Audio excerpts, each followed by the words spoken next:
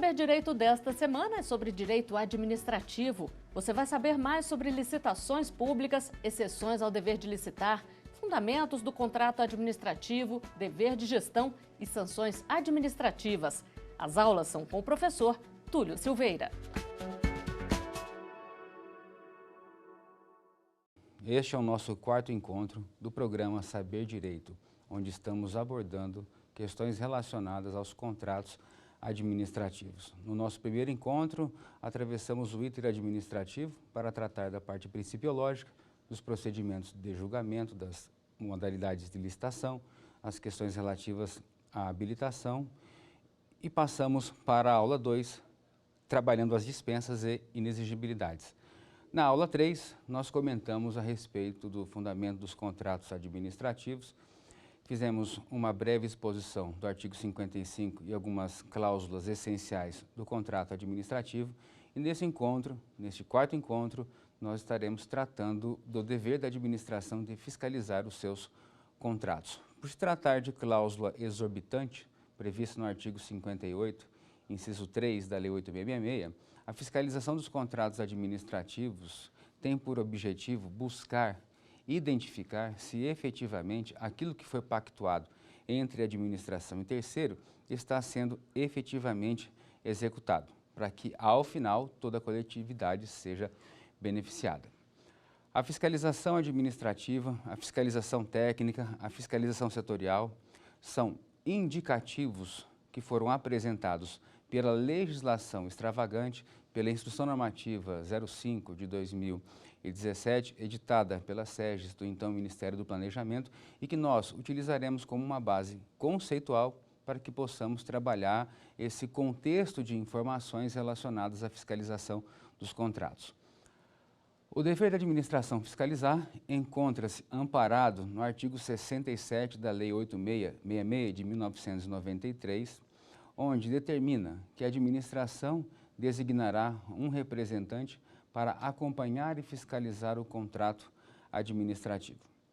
Dentro desse dever legal de fiscalizar os seus contratos, alguns cuidados devem ser adotados pela administração, principalmente por aqueles que atuam direta ou indiretamente na fiscalização dos contratos. Eu procurarei trabalhar com você, internauta, você, telespectador, nesse quarto encontro, trazendo aquilo que tem de mais novo em nossa legislação e tentando traduzir para a parte prática, trazendo casos concretos, casos em tese, para que você possa, de maneira bem simples, compreender esse intento que a administração deve buscar, que é a fiscalização dos contratos administrativos.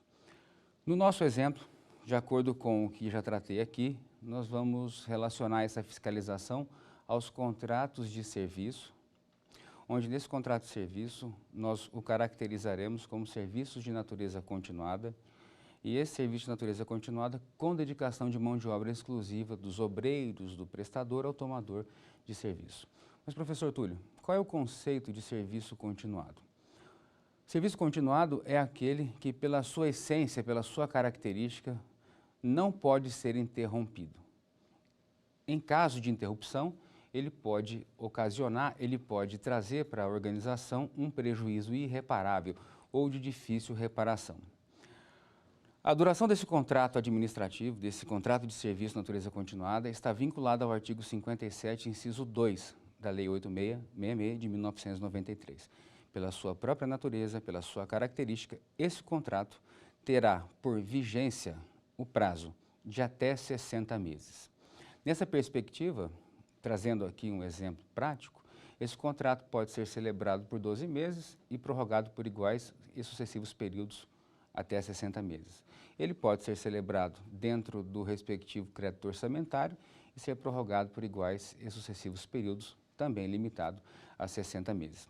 Buscando então trazer esse exemplo, vamos identificar o que é um contrato de natureza continuada com dedicação de mão de obra exclusiva do obreiro, do prestador para com o tomador dos serviços. Aqui a Instrução Normativa 05 de 2017, ao qual já me referi, traz como exemplo o artigo 17, onde ele estabelece que os serviços com regime de dedicação exclusiva de mão de obra são aqueles em que o modelo de execução contratual exija, dentre outros requisitos, que os empregados da contratada fiquem à disposição nas dependências do contratante para a prestação do serviço.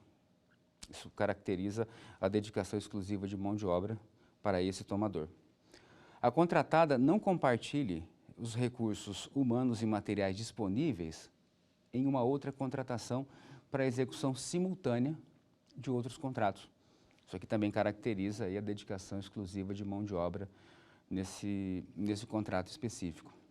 Outro item que chama atenção é a possibilidade, e aí no caso, da própria administração exercer a fiscalização desses contratos.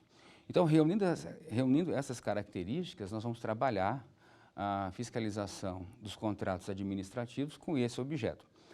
A partir da definição do objeto específico e da sua caracterização, quais são as medidas, quais são os procedimentos que a administração deve se acautelar em relação ao objeto pactuado? É importante estabelecermos que, com o advento do Decreto 9.507 de 2018, que revogou o Decreto 2.271 de 1997, nós temos um novo paradigma para trabalhar a gestão e a fiscalização contratual. E por que mencionei gestão e fiscalização contratual? Porque ao percorrermos a norma posta, nós iremos identificar a necessidade de segregar as funções em razão da complexidade, em razão da destinação, em razão do que se fiscaliza e como se fiscaliza, ou como pelo menos deve se orientar a fiscalização nesse sentido. Então, o próprio Decreto 9.507 de 2018, ele estabelece em seu artigo 10 que a gestão e a fiscalização da execução dos contratos compreendem o conjunto de ações que têm um objetivo primordial. Eu comentei anteriormente que esse objetivo era buscar verificar a verdadeira essência da execução contratual, verificar se esse contrato está sendo executado fielmente pelo contratado, se todos os requisitos e todas as exigências estão sendo cumpridas. Nessa perspectiva que é apresentada pelo Decreto 9.507 de 2018, podemos extrair a seguinte determinação. Então, esse contrato é acompanhado e fiscalizado e isso tem um objetivo. O objetivo nada mais é do que aferir o cumprimento dos resultados estabelecidos pela contratada, verificar a regularidade das obrigações previdenciárias, fiscais e trabalhistas, prestar apoio à instrução processual e ao encaminhamento da documentação pertinente para a formalização dos procedimentos relativos à repactuação, ao reajuste, às alterações, ao reequilíbrio econômico-financeiro, às eventuais prorrogações, aos pagamentos, à aplicação de sanções, à extinção dos contratos, dentre outras que porventura surjam. Nessa perspectiva, nós começamos a identificar a figura fundamental que é o da fiscalização dos contratos. Então, nós temos uma série histórica de normas que foram criadas para poder regulamentar esse procedimento. No que diz respeito a essa série histórica para a regulamentação do procedimento, nós notamos cada vez mais um aperfeiçoamento da norma para que venha blindar a administração de eventuais responsabilizações futuras, no que diz respeito a essa relação contratual, em especial em relação ao obreiro da contratada. Este obreiro que fica à disposição da tomadora de serviço exclusivamente para executar aquele contrato. Em relação ao artigo 71, eu chamo a atenção no que diz respeito à prática adotada a respeito da não transferência da responsabilidade dos eventuais encargos decorrentes dessa relação para a administração. E o parágrafo 1º traz de modo bem específico que a inadimplência do contratado com referência aos encargos trabalhistas, fiscais e comerciais não transfere à administração pública a responsabilidade por seu pagamento. Nem poderá onerar o objeto do contrato ou restringir a regularização e o uso das obras e edificações. inclusive perante o registro de imóveis. Quero chamar a atenção de um item muito interessante. O item relativo à responsabilidade trabalhista. Do parágrafo 1º do 71, nós podemos extrair a correlação estreita com a súmula 331 do Tribunal Superior do Trabalho. Por que nós faremos essa correlação estreita com esta súmula? Porque, historicamente, a súmula 331 do TST determinou que fosse transferida a responsabilidade subsidiária para a administração pública em relação aos encargos trabalhistas, no caso do descumprimento dessas obrigações pelo prestador de serviço, pelo contratado. Só que, ao ser julgado constitucional pelo Supremo Tribunal Federal, o parágrafo 1º do artigo 71, houve uma modificação no conteúdo desta súmula. E aí a fiscalização dos contratos deve ficar atenta. Por que a fiscalização dos contratos deve ficar atenta?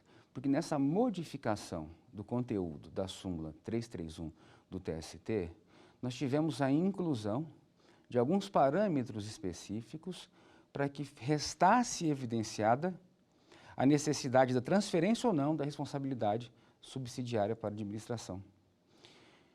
Então, até a modificação, até a revisão da súmula 331, nós tínhamos pura e simplesmente a transferência da responsabilidade para o tomador de serviço. O prestador não arcava com esta obrigação, não cumpria com essa obrigação, automaticamente era transferida para a administração, desde que a administração compusesse a lide e estivesse ali no rol dos responsáveis no ato da execução daquela sentença. Nessa nova perspectiva, apresentada após o julgamento da constitucionalidade do parágrafo 1º do 71, houve por bem, então, apresentar uma revisão da súmula 331 para que essa transferência automática deixasse de ocorrer. Mas o que diz a súmula 331 do Tribunal Superior do Trabalho quando ela faz relação à responsabilidade subsidiária? A contratação de trabalhadores por empresa interposta é ilegal, formando-se vínculo diretamente com o tomador de serviços, salvo no caso do trabalho temporário. Então, nessa questão relacionada à contratação de empresa interposta, forma-se o vínculo direto, mas isso é perante a iniciativa privada, pois ao analisarmos o inteiro teor desta súmula, nós verificaremos a inserção de um item específico para a administração pública. Continuando. A contratação irregular de trabalhador mediante empresa interposta não gera vínculo de emprego com os órgãos da administração pública, direta, indireta ou fundacional. Nem poderia gerar, porque a forma de ingresso nos quadros dos cargos efetivos da administração pública, direta ou indireta, é mediante a seleção feita por concurso público de provas ou de provas e títulos. Não há que se falar, então, nesse vínculo obrigacional. Não forma vínculo de emprego com o tomador a contratação de serviços de vigilância e de conservação e limpeza, bem como a de serviços especializados ligados à atividade e meio do tomador, desde que inexistente a pessoalidade e a subordinação direta.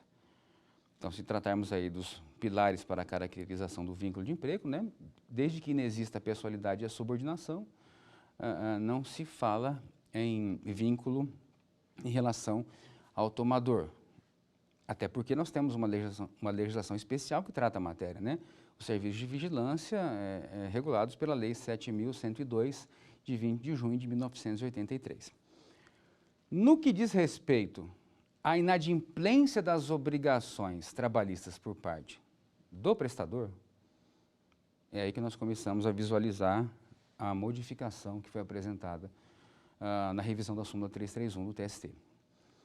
O inadimplemento das obrigações trabalhistas por parte do empregador implica a responsabilidade subsidiária do tomador dos serviços quanto àquelas obrigações, desde que haja participado da relação processual e conste também do título executivo judicial. Eu quero que você, a partir desse momento, faça aí uma separação, porque o que nós acabamos de mencionar diz respeito a essa relação entre o tomador, iniciativa privada, e o prestador, iniciativa privada. Por quê? Porque essa revisão, nós tivemos a inclusão do item 5 na súmula 331, onde ele faz o quê? Ele estabelece agora a questão relacionada especificamente à administração pública. Os entes integrantes da administração pública direta e indireta respondem subsidiariamente. Veja, mas aqui ele vai incluir algumas exigências para que isso ocorra.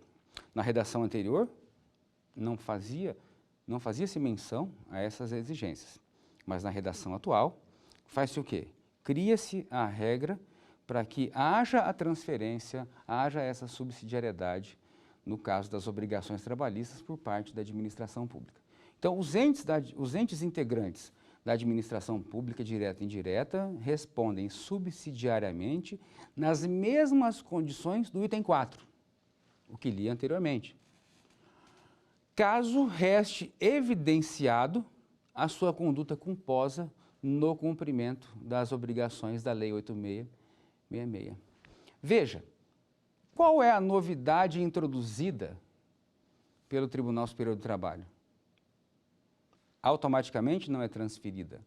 Agora, vamos transferir se restar evidenciada a conduta culposa da administração quanto à fiscalização desse contrato e à verificação de todo o cumprimento obrigacional ou de toda a estrutura obrigacional a ser cumprida. Aqui resta evidenciado, identificado, a meu ver, a existência da culpa in vigilando e da culpa in eligendo. A culpa in vigilando, neste caso, refere-se à ausência da administração de acompanhar e fiscalizar o contrato, tanto no aspecto técnico quanto no aspecto documental. No aspecto documental, naquilo que diz respeito às obrigações trabalhistas do obreiro, e não somente em relação à empresa prestadora. E aí estaria caracterizada a culpa em vigilando. E a culpa em elegendo. A administração elegeu um prestador, um contratado, que, teoricamente, não reuniu todas as condições efetivas para poder demonstrar, para poder efetivamente prestar o serviço e arcar com todas as suas responsabilidades. Então, a partir desse intento, depreendemos que a estrutura da fiscalização contratual é fundamental para que um novo paradigma seja formado perante a administração. Internauta, talvez você conheça um fiscal de contratos da administração. Telespectador, talvez ao seu lado tenha algum colega, algum familiar que atua ou já atuou na fiscalização dos contratos. É muito importante que, a partir dessa nova roupagem dada pela súmula 331 do Tribunal Superior do Trabalho, os seus encargos, as suas responsabilidades sejam efetivamente aprimorados e aplicados ao caso concreto. Então, para concluir, a súmula 331, os entes integrantes da administração pública, direta e indireta, respondem subsidiariamente nas mesmas condições do item 4, caso evidenciada sua conduta culposa no cumprimento das obrigações da Lei 8666 de 1993, especialmente na fiscalização do cumprimento das obrigações contratuais e legais da prestadora como empregadora. Ou seja, hoje a fiscalização ela não se atentará apenas tão somente à execução física do objeto, mas ela deve ficar atenta em relação à questão documental e à fiscalização documental daquele contrato, em especial aos contratos de serviço de natureza continuada com dedicação de mão de obra exclusiva ao tomador do serviço. Daí surge, então, a necessidade do aprimoramento do regulamento interna corporis, ou do regulamento que vai se estender aos órgãos integrantes de um dado sistema, para se fixar quais seriam as atribuições, quais seriam os encargos e até onde determinada figura pode caminhar a partir desse momento, a quem ela deve recorrer para adotar as medidas cabíveis. Nessa perspectiva da fiscalização, então, dos contratos, o item 6 da súmula 331, assim o encerra. A responsabilidade subsidiária do tomador de serviço abrange todas as verbas decorrentes da condenação referentes ao período da prestação laboral. Então, nesse caso específico, visualizamos a necessidade do aprimoramento da fiscalização. E é o que pretendemos trabalhar nesse quarto encontro, as características próprias das atribuições, das responsabilidades, dos deveres daquele que exerce a fiscalização dos contratos administrativos, sem ter a pretensão de esgotar o tema, haja vista a extensão e a importância que isso é dada pelos órgãos de controle, que é dada pela própria legislação atualmente. Professor Túlio, você citou que estamos fazendo referência à fiscalização dos contratos no que diz respeito aos serviços de natureza continuada com dedicação de mão de obra exclusiva. Mas, professor, eu posso indagar em relação aos contratos de obras? Em relação aos contratos de obras, há transferência automática dessa responsabilidade em relação a eventual inadimplemento ou inadimplência do próprio contratado? É muito importante que façamos a seguinte reflexão. O Tribunal Superior do Trabalho também já se debruçou sobre o assunto. No que diz respeito a essa transferência, a OJ, a Orientação Jurisprudencial 191, assim enuncia o tema. Contrato de empreitada, dono de obra de construção civil, responsabilidade. Diante da inexistência da previsão legal específica, o contrato de empreitada de construção civil entre o dono da obra, e aí pega o dono da obra como exemplo, a administração pública, tá? O dono da obra e o empreiteiro não enseja responsabilidade solidária ou subsidiária, porque o 71, parágrafo 1º, traz o aspecto da subsidiariedade. O parágrafo 2º é que traz o aspecto da solidariedade na responsabilidade. Então, voltando para o J 191. Diante da inexistência de previsão legal específica, o contrato de empreitada de construção civil entre o dono da obra e o empreiteiro não enseja a responsabilidade solidária ou subsidiária nas obrigações trabalhistas contraídas pelo empreiteiro, salvo, e aí ele abre uma exceção, o que não seria o caso da administração para o nosso exemplo, salvo sendo o dono da obra uma empresa construtora ou uma incorporadora. Então é muito interessante trabalhar esse aspecto também da responsabilidade ou da não transferência da responsabilidade subsidiária nesse objeto específico. E, para tanto, eu oriento que você também faça uma pesquisa na Instrução Normativa número 6, de 6 de julho de 2018, emitida pela SEGES, onde ela trata de estabelecer quais seriam as rotinas administrativas para a fiscalização desse tipo de contrato. Ela traz uma distinção de como o contrato administrativo de serviços continuados deve ser promovido e os outros contratos, trazendo exemplos de rotinas de trabalho e estabelecendo providências adequadas para o afastamento dessa responsabilidade subsidiária para com o tomador do serviço. Nessa perspectiva dessa instrução normativa que acabei de citar a vocês, é importante citar o artigo 3º, que aqui ele relaciona, de modo exemplificativo, a rotina da fiscalização. O que deve ser exigido no início da obra, o que deve ser exigido em cada etapa, quais são os documentos a serem apresentados conjuntamente com o relatório de medição da obra, com os documentos que seguirão a nota fiscal ou fatura para eventuais recebimentos. Então é importante destacar aqui o artigo 3º que relaciona essas condições para a fiscalização para os contratos de obra. No nosso caso aqui, no nosso exemplo, nós estamos trabalhando o contrato de serviço natureza continuada. Pois bem, quando falamos da fiscalização e mencionei que a administração vai designar um representante da administração que acompanhará e fiscalizará o contrato. Então, pela série histórica das normas, nós encontramos a figura de fiscal do contrato, nós encontramos a figura de gestor do contrato, nós temos outras legislações, outros regulamentos que nominam esse indivíduo como supervisor de contratos, agente de fiscalização, executor de contratos.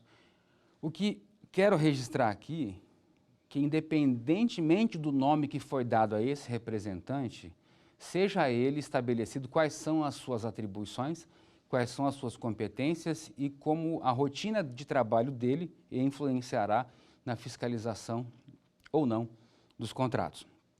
Tanto que sempre orientei no sentido de que no ato da designação desse representante da administração venha de forma explícita quais são as suas atribuições e que no ato de designação seja ele cientificado de suas responsabilidades, porque essa designação traz a ele, associa a ele mais uma atividade, as atividades que ele já desempenha em seu órgão ou entidade. Nessa perspectiva, então, de se trabalhar a gestão dos contratos, o artigo 11 do Decreto 9.507 de 2018 estabelece que a gestão e a fiscalização dos contratos competem ao gestor da execução dos contratos. Então, ele já cria uma figura. Auxiliado pela fiscalização técnica, ele já cria outra figura. Pela fiscalização administrativa, pela fiscalização setorial, pela fiscalização do público usuário, nada impedindo que o órgão ou entidade estabeleça de forma objetiva e acrescente algum termo para que essa fiscalização possa ser efetivamente realizada. Portanto, se buscarmos o exemplo do Decreto 9.507, nós já identificamos algumas figuras que foram apresentadas pela legislação para poder regulamentar, ao menos no âmbito da administração federal, o artigo 67 da Lei 8.666 de 1993. Nada impedindo que estados e municípios criem o seu regulamento próprio a respeito da fiscalização, bem como as empresas públicas e as sociedades de economia mista possam regular a matéria de acordo com os seus instrumentos internos ou de acordo com o seu regimento ou de acordo com o seu funcionamento. Então, trabalhando essas figuras que foram idealizadas na norma extravagante, peço licença aqui para mencionar o excerto de um julgado do Tribunal de Contas da União relativo à fiscalização, o Acórdão 265/2010 do plenário do Tribunal de Contas da União. Designe, em atenção à disposição legal contida no artigo 67 da Lei 8.666 de 1993, representantes da administração para acompanhar e fiscalizar a execução do serviço e mantenha essa designação atualizada. O que o Tribunal de Contas da União quis dizer com isso? Tá? Essa atividade de fiscalização contratual ela é permanente. Tanto que se analisarmos a legislação atual e fizermos referência à Instrução Normativa 05 de 2017, nós notaremos a obrigação da designação do responsável e identificaremos que, caso este se ausente, ele precisa ter um substituto imediato. E caso haja ausência do titular e do substituto imediato, responderá aquele que tem o dever de realizar a designação. Então, é uma atividade permanente. A atividade de fiscalização é permanente. Então, buscando a própria orientação do Tribunal de Contas, ele determina que aperfeiçoe os mecanismos existentes,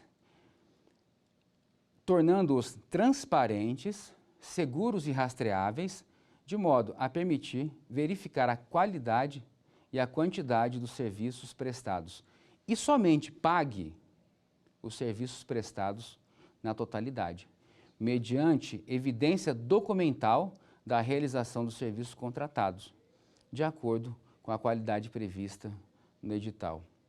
Isso é importante destacar, que primeiro, a administração não adianta pagamento. Primeiro, ela recebe a atividade, recebe o serviço, verifica, recebe provisoriamente, e aí o próprio artigo 73 da Lei 8.666 de 93 estabelece os procedimentos para o recebimento provisório, para o recebimento definitivo, fixa os prazos do provisório e a emissão do definitivo, com o intuito de que a própria fiscalização possa verificar, identificar e aprovar se aquilo que foi entregue foi feito dentro dos parâmetros mínimos aceitáveis. Se aquilo que foi prestado foi feito dentro dos parâmetros mínimos aceitáveis. Serviço contratado de acordo com a qualidade prevista no edital e após efetivo controle dos fiscais do contrato, conforme disposto no artigo 66 e 67 da Lei 8.666. Exija formalmente das empresas contratadas a designação do preposto a ser mantido no local do serviço, para representá-las durante a execução do contrato. E aí nós temos a figura que será o vínculo de comunicação com o fiscal, que é o preposto da contratada, previsto no artigo 68 da Lei 8666 de 1993. O Tribunal de Contas da União, preocupado com a análise da efetividade dos contratos administrativos, tem se debruçado muito a respeito desse assunto e vários são os acórdãos no mesmo sentido, sempre direcionando para que a fiscalização seja exercida plenamente. Quando digo a fiscalização seja exercida plenamente, também tem um outro lado, que a administração pública dê condições para que a fiscalização seja exercida plenamente. Adote medidas para que, e aí Tribunal de Contas da União ainda, tá? O Acórdão 1731 de 2009 do plenário.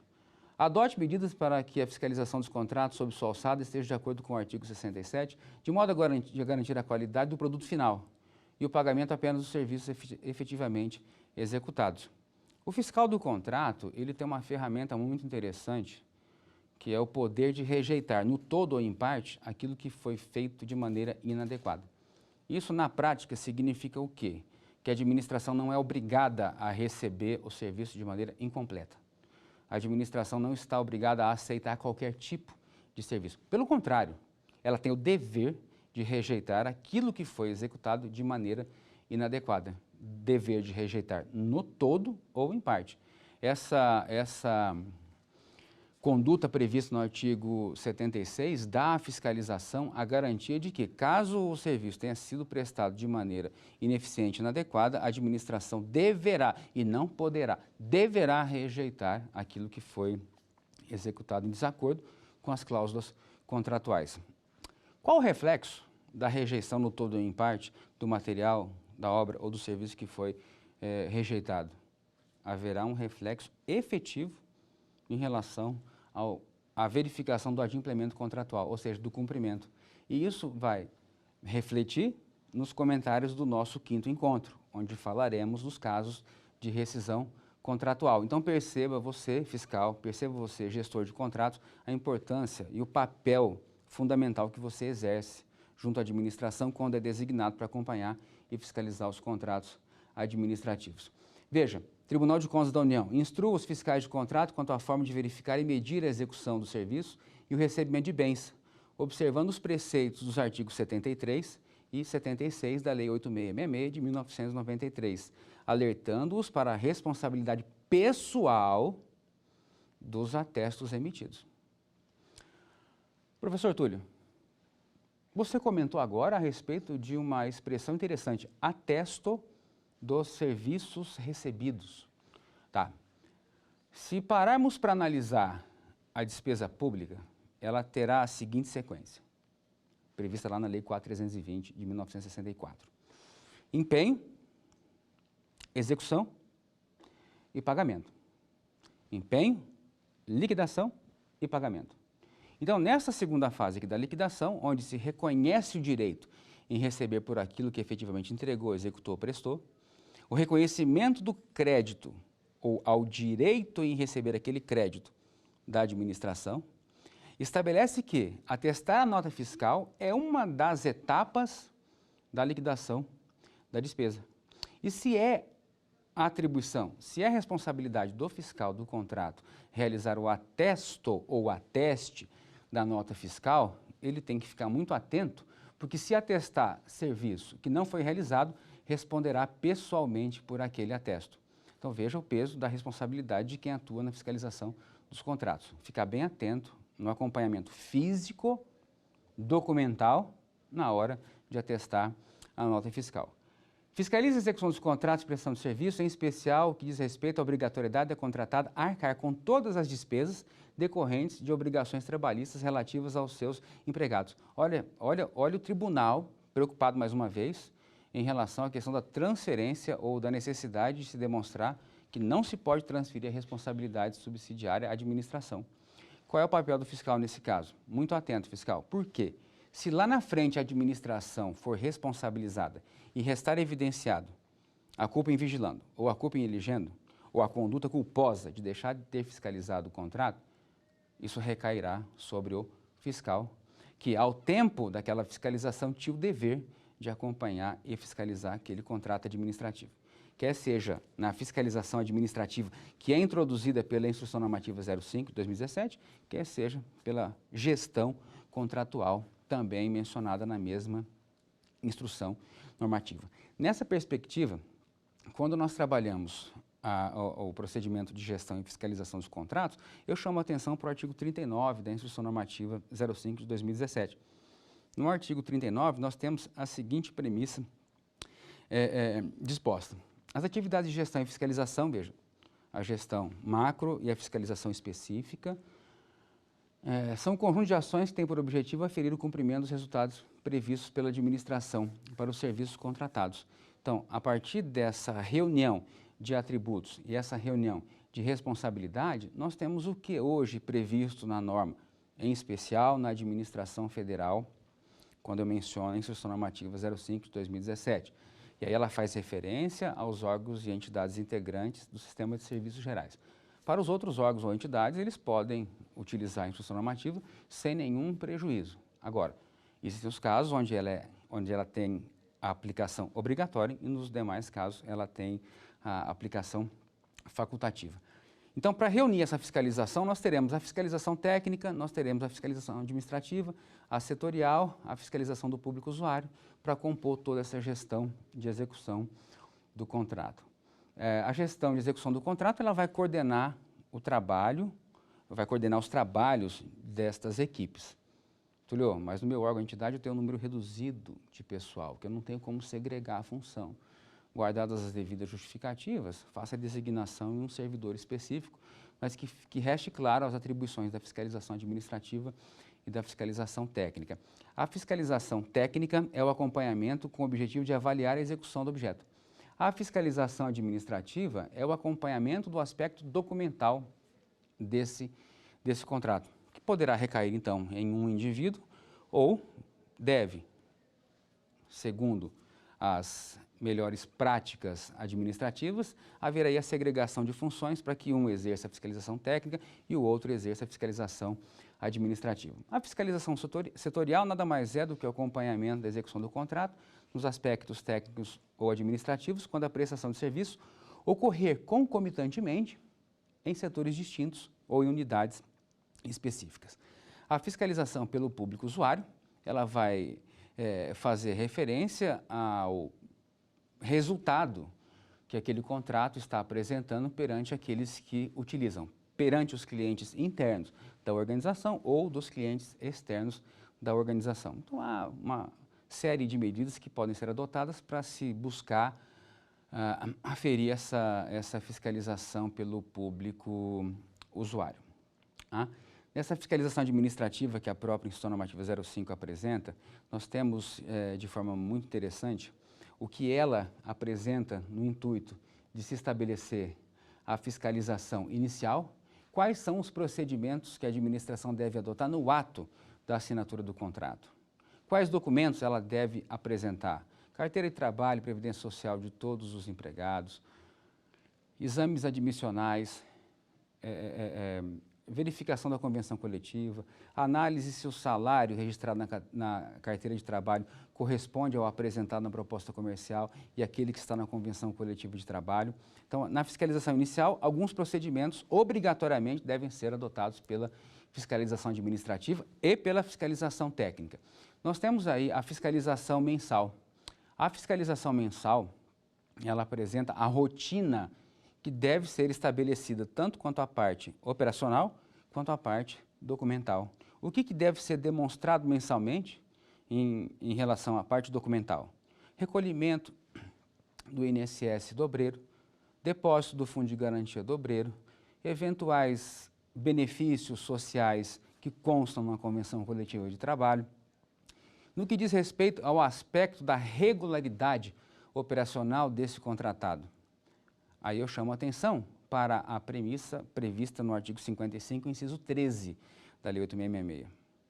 Para ser contratado, precisa estar regular. E a irregularidade ao qual me refiro, principalmente a irregularidade fiscal. Para ser contratado, ele precisa estar regular perante o fisco. para executar o contrato, ele tem que manter todas as condições de regularidade, inclusive a fiscal, que ele demonstrou na licitação. Isso, na prática, significa o quê? Que a administração deve acompanhar, inclusive, a regularidade relativa à prestadora, à empresa contratada. Então, nós temos a questão relacionada à documentação dos obreiros da prestadora e temos a questão relacionada à parte documental propriamente dita dessa prestadora. A respeito ainda das fiscalizações, a própria instrução normativa estabelece a rotina de como deve ser feita a fiscalização diária. Quais procedimentos devem ser observados?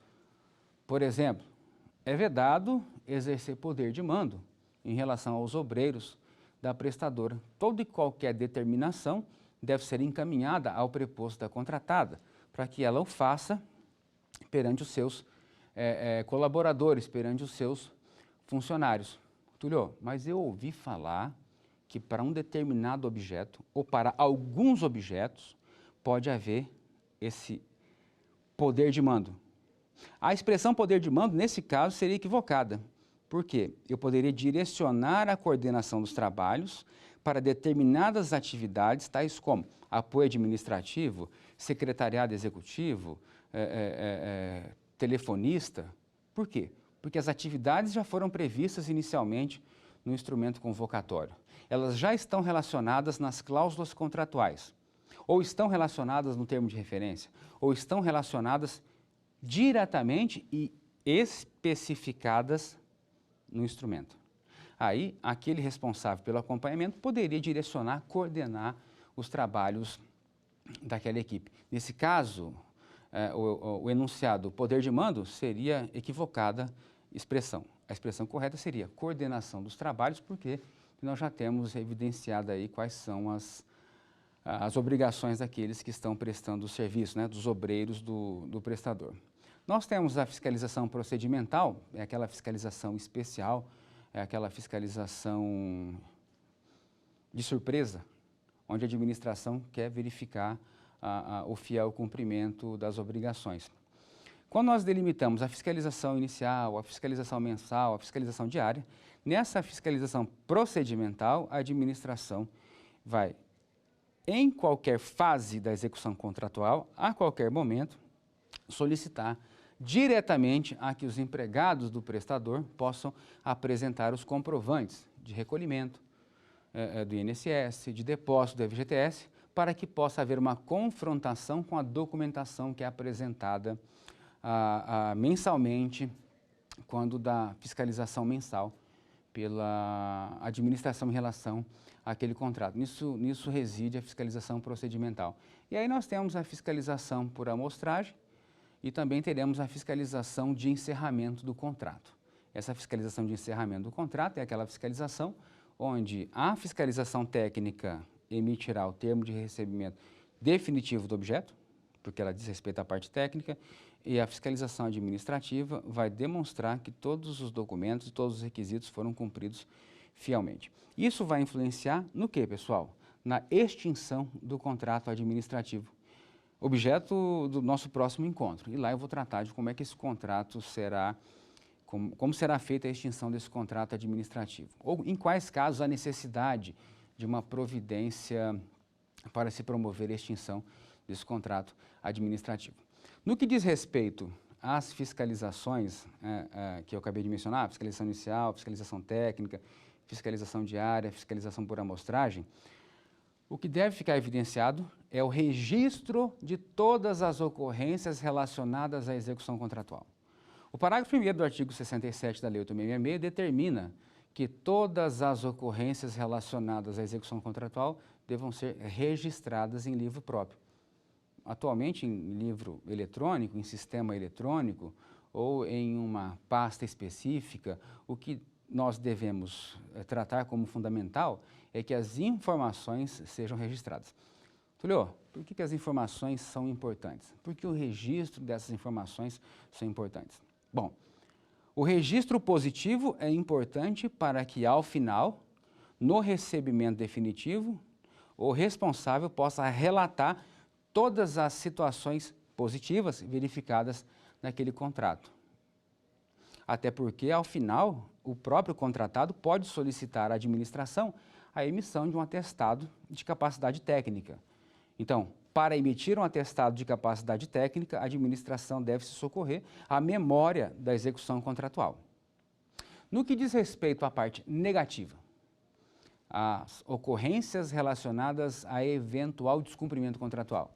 Da mesma forma, a administração precisa de todo o histórico, de todas as informações, para que, caso haja necessidade de eventual aplicação de penalidade, ela já tenha toda a motivação legal para poder fundamentar a existência de uma inexecução parcial ou de uma inexecução total nos contratos administrativos. Veja, essa relação estreita do relatório, registro de ocorrências, cadastro positivo, cadastro negativo, ela implica efetivamente também no nosso quinto encontro, quando falaremos aí da rescisão contratual, da rescisão unilateral e das possíveis penalidades, das penalidades administrativas que poderão surgir em decorrência dessa inexecução contratual.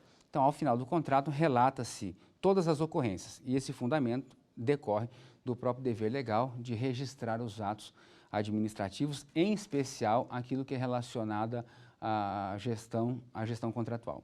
Então, na Instrução Normativa 05, nós temos a indicação e a designação do gestor e dos fiscais de contrato, nós temos as atribuições e a necessidade de cientificação, nós temos que identificar também que nessa nova roupagem apresentada pela IN 05 de 2017, ela orienta no sentido de que a designação recaia a servidor público que seja detentor de cargo efetivo, e principalmente no caso do efetivo, que seja compatível com a sua habilidade, compatível com a sua experiência, compatível com o seu conhecimento, tá?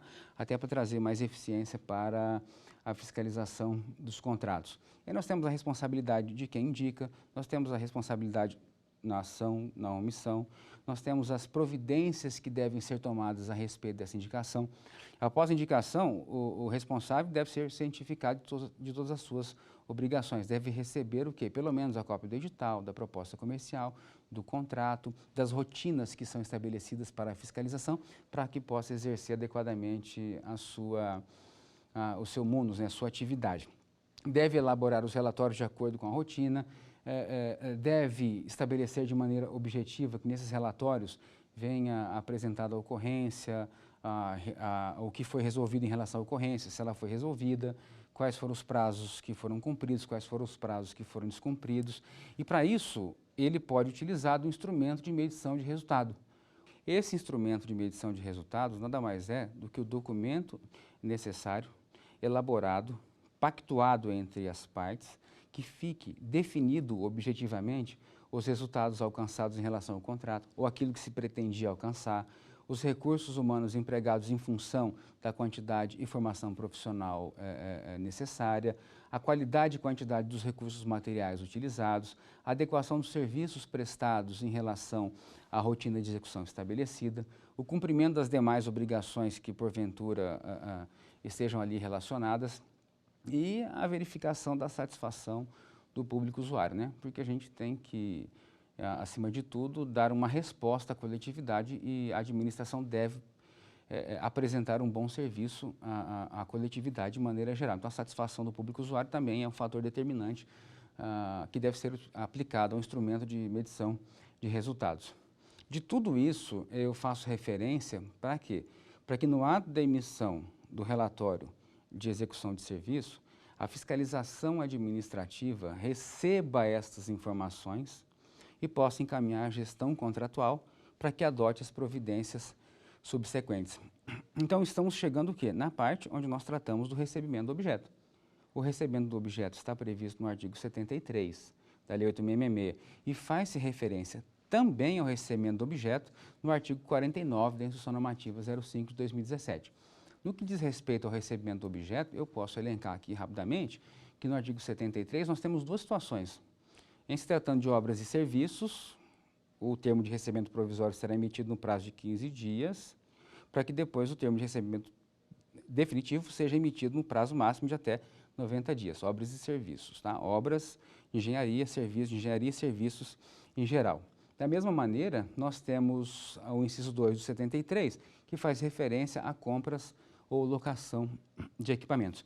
E nessa perspectiva da fiscalização, hoje verificamos que o fiscal do contrato é a autoridade que foi designada para que determine ao contratado que promova, que realize todos os procedimentos necessários à execução do objeto. O ato de designação da fiscalização nada mais é do que delegação de competência.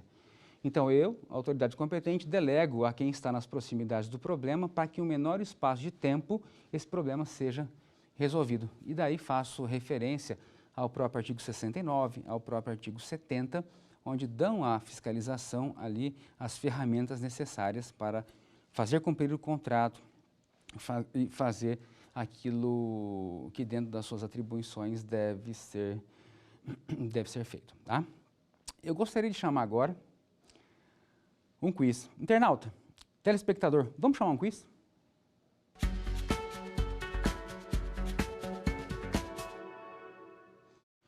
A respeito da fiscalização dos contratos, pode-se afirmar: constitui cláusula exorbitante prevista no artigo 58, inciso 3, combinado com o artigo 67 da Lei 8666 de 1993. Não constitui cláusula exorbitante. O desatendimento das determinações regulares da autoridade designada para acompanhar e fiscalizar a sua execução constitui cláusula exorbitante. Vamos à resposta. Resposta correta, letra A.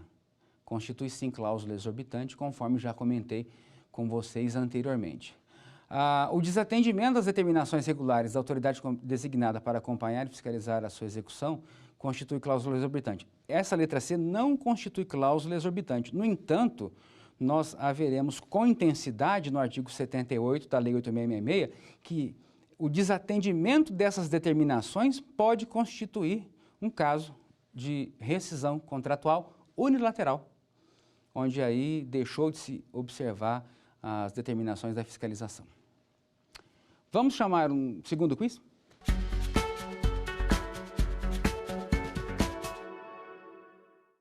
A respeito da fiscalização dos contratos, pode afirmar-se que, executado o contrato, seu objeto será recebido provisoriamente pelo responsável por seu acompanhamento e fiscalização mediante termo circunstanciado. Até aqui tudo bem.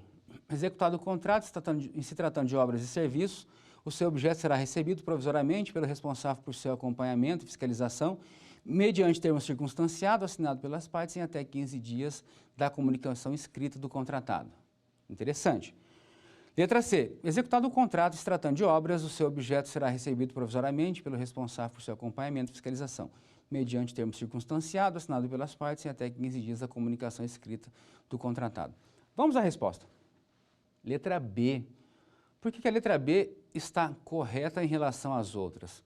Porque o artigo 73 da Lei 8666, em seu inciso 1, estabelece ali na linha A que, executado o contrato, em se tratando de obras e serviços, nós estaremos falando do recebimento provisório.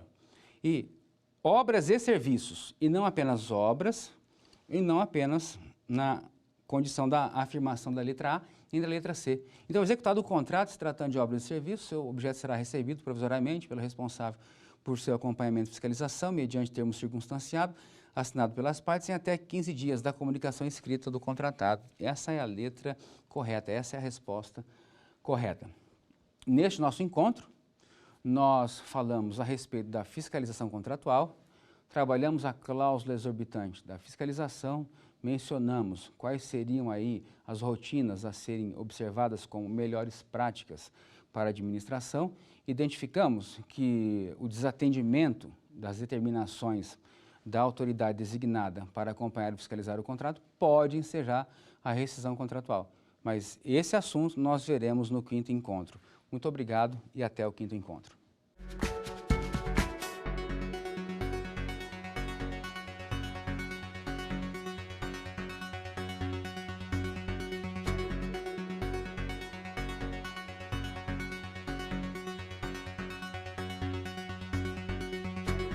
Quer dar uma sugestão de tema para os cursos do Saber Direito? Então mande um e-mail para saberdireito@stf.jus.br ou entre em contato pelo nosso WhatsApp.